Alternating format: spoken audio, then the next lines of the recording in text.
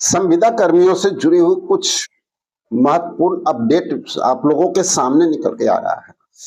तो साथियों, आज इस अपडेट पे बात करेंगे और ये जो अपडेट है ना, ये बहुत लाजवाब है, क्योंकि हमारे जो संविदा कर्मी हैं जो इंतजार कर रहे हैं नियमितीकरण को लेकर के, यानी राज्यकर्मी का दर्जा, यूं कहा जा सकता है सम्मान काम के बदले सम्मान वेतन, है ना।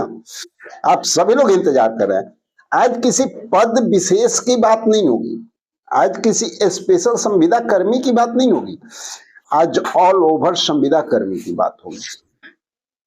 बिहार में बजट सत्र शुरू होने वाला है, पता है ना। और एक अपडेट जो है वो निकल के आ रहा है आप लोगों के लिए, और वो है राज्यकर्मी का दर्जा।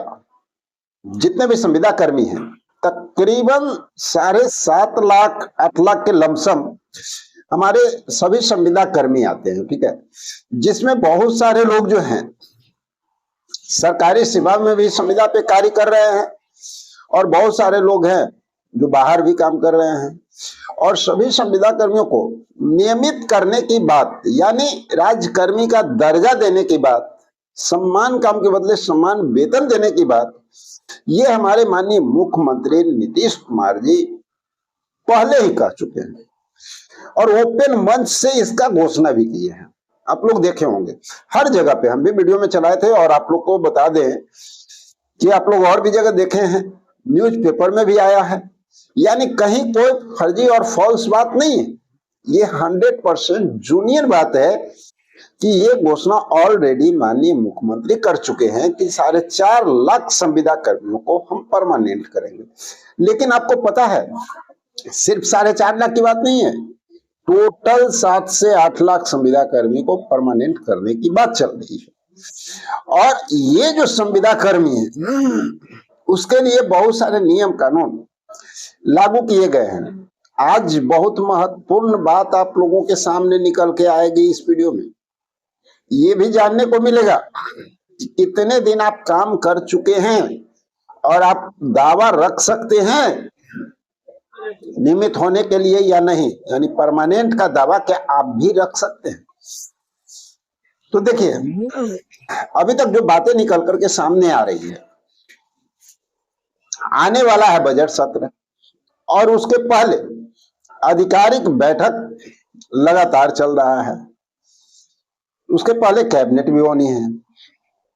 लेकिन आप लोग को बताएं, संविदा कर्मी से रिलेटेड जो बातें अब निकल के सामने आ रही है कि सभी संविदा कर्मियों को जो माननीय मुख्यमंत्री अनाउंसमेंट किए थे, उन सभी लोगों को अब बहुत जल्द नियमितीकरण कर दिया जाएगा। और इसका सारा श्रेय आपको कहां जाएगा पता है? ये बेस्ट अपडेट अभी, ये जो बजट सत्र शुरू हो रहा है ना, उसमें आप लोगों की बात जो है पूरी देखने को वहां पर मिलेगी, नियमितीकरण से लेकर के। लेकिन जो अंदरूनी बातें निकल के सामने आ रही है, क्या आप वो जानते हैं कि नियमित यानी राज्यकर्मी का दर्जा किन को मिलेगा भाई? किन किन लोगों को मिलेगा? कौन पात्र होंगे और कौन पात्र नहीं होंगे? तो चलिए इस पे भी बात करते हैं। कुछ जो जानकारी निकल के आ रही है, 388 दिन, कम से कम 388 डे आपका रेगुलर वर्क होना चाहिए। अगर इतना आप वर्क कर चुके हैं अपने विभाग में, अपने पोस्ट पे जो है हाजिरी इतना बना चुके हैं, तो आप नियमितीकरण का दावा कर सकते हैं। और ये उम्मीद लगा के आप बैठ सकते हैं कि जब नियमितीकरण सबका होगा तो उसमें हमारा नाम भी शामिल होगा, चाहे वो आप किसी भी विभाग से रिलेटेड है, वो मायने नहीं रखता है, ठीक है। सभी विभाग में काम होनी है। दूसरी बात, और भी बहुत सारे नियम लागू किए गए हैं। तो ये तो हो गया टर्म एंड कंडीशन किसका, कि आप जो काम कर रहे हैं, ठीक है, उसमें कितना दिन का कम से कम हाजिरी होना चाहिए। अब सवाल उठता है क्या कि भाई कितनी लंबी अवधि तक, यानी प्राथमिकता कहा जाए उसको, ये कह सकते हैं कि प्राथमिकता किनको मिलने जा रहा है। तो साथियों, प्राथमिकता उन लोगों को मिलने जा रहा है जिनका 10 वर्ष का अनुभव है, यानी 10 वर्ष से संविदा में वो कार्यरत हैं।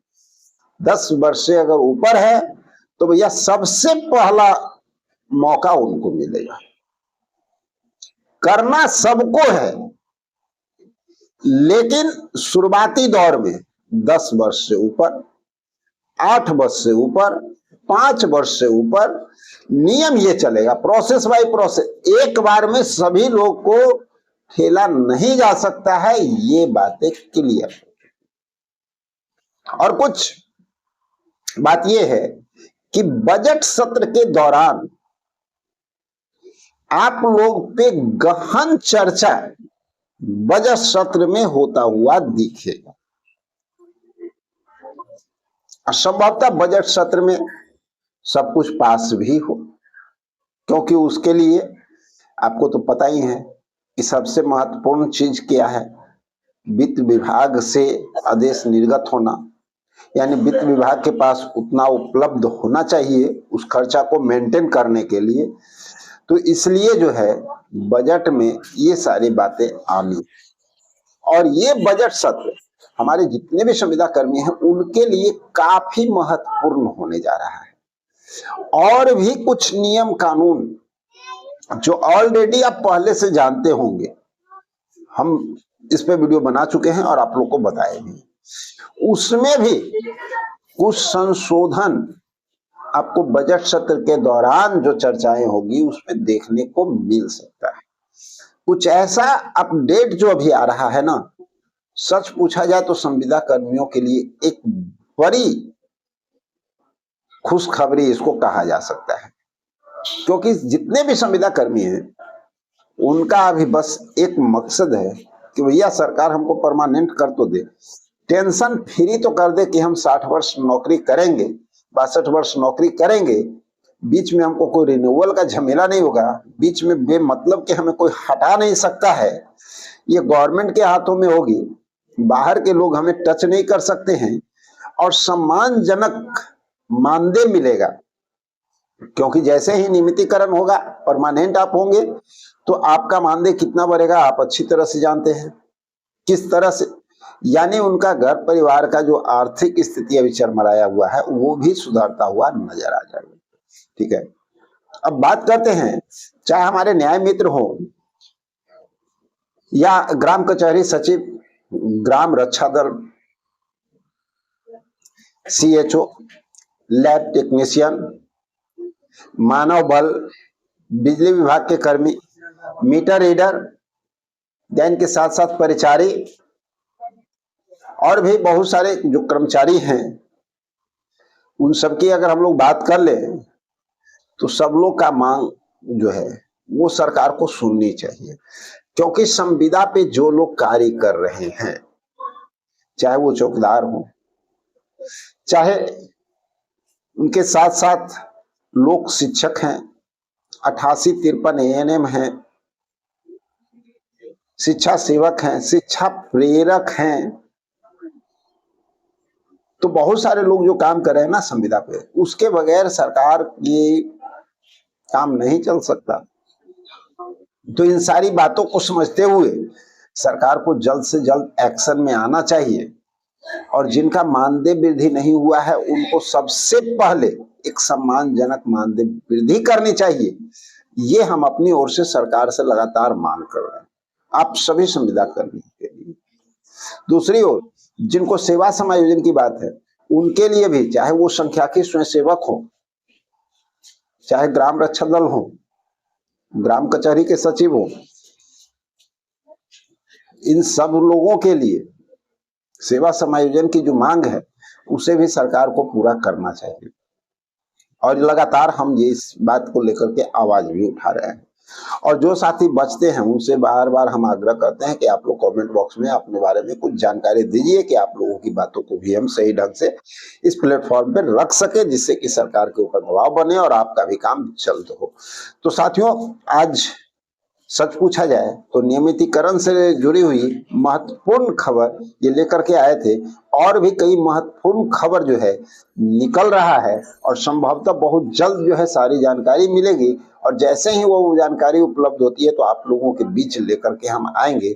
तो मिलते हैं एक और जबरदस्त इंफॉर्मेशन के साथ अगले वीडियो में। जब तक के लिए जय हिंद।